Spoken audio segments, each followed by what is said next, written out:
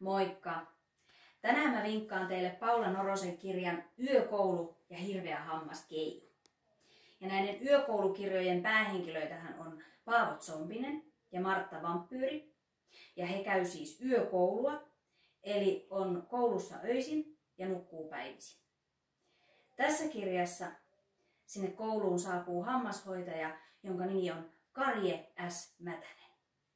Ja tämä hammashoitaja antaa hampaiden hoitoon 4 tärkeää ohjetta. Älä koskaan harjaa hampaitasi. Syö sokeria. Syö lisää sokeria. Älä käytä fluorivalmisteita.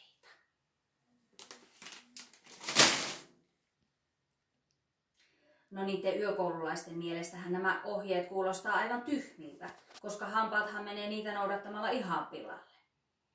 No, seuraavana päivänä se hammashoitaja uhkaa kiskoa lasten maitohampaat irti, ja hän on myös käskenyt koulun kokkia valmistamaan mahdollisimman epäterveellisiä ruokia, jotka sisältää mahdollisimman paljon sokeria. No, Martta ja Paavo käy vakoilemassa tätä hammashoitajaa ja näkee, että siellä hammashoitajan huoneessa on sellainen pieni ruskea olento. Ja se on Tero Trolli, hammaspeikko, joka aikoo tämän hammashoitajan käskystä käydä kaatamassa lasten suuhun hammasmätää.